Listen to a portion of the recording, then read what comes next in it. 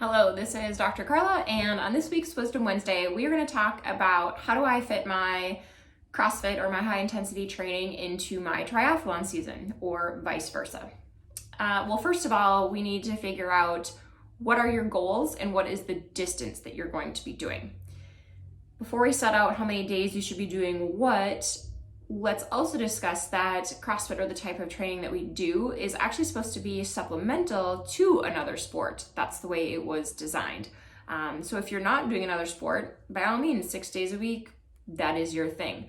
But it's actually designed to be a supplement to something else. So it actually fits in perfectly for most of these scenarios for triathlons. So our category is compete to complete. So a sprint distance is about a half-ish mile swim, a 12 or 13 mile bike, give or take, all courses are slightly different, and a 5K run. So if you're gonna do a sprint triathlon and you just wanna compete to complete, you need approximately, you can do EHP 5 to 6 days a week, and really would recommend getting in the pool 1 to 2 times a week so it doesn't shock your system, so you get that down. We do a lot of different biking and a lot of different running things in here, so you wouldn't really need to do that. If you're gonna be biking where there are a lot of hills, maybe get your bike out on some hills. So otherwise, you're gonna be totally great doing a sprint triathlon. An Olympic distance is longer, so that is a 0.9 mile swim, around a 26-ish mile bike, and a 10K run. So that one does take a little bit more. You gotta think about fueling a little bit more for that one. By all means, you can still do EHP 3 to 4 days a week, and then 4 to 5 days a week, you're gonna wanna do some swim, bike, run things, specifically because that distance does get longer, and you're gonna need to have that endurance in order to get you through that.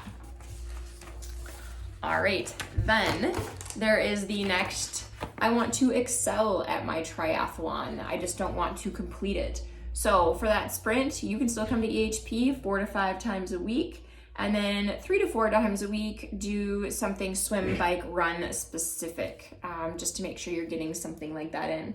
That Olympic distance plus, you're gonna have, and that means Olympic and half marathon, or half Ironman distances, sorry. And a half Ironman is a 1.2 mile swim, a 50 some mile bike, and a half marathon. Just tag that on at the end.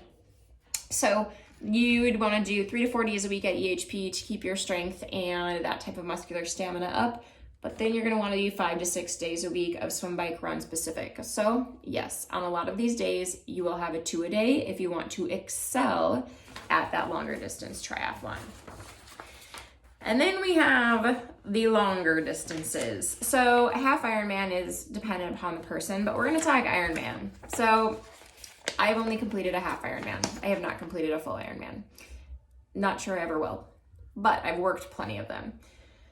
So Ironman distance, for those of you that don't know, is a 2.4 mile swim, 104 mile bike, I think. Let me check my stats. 112 mile bike, I knew I was off on that. And a full marathon, so 26.2 miles. And there is usually a time cap of 16 hours, depending upon where you're at when you do this. So there is a lot of mental training, but in any Ironman distance, you really got to put in the time. So if you want to compete to complete, you can still do EHP 2 to 3 days a week, but 5 to 6 days a week, you're gonna have to get in those longer swim, bike, run specific things at longer distances. Those are just things that your body typically doesn't get in the average day at EHP. If you want to excel at the Ironman, your training is gonna look quite a bit different. You can still get in about 2 days a week at EHP, but then you're gonna have to work on that Ironman specific training program. So the Ironman specific training program is going to be your forte, and CrossFit is going to be your supplemental work at that point. But for everything else, CrossFit can be kind of your front of the line, and you can kind of supplement with all of your other things, and you will do just great at your triathlon.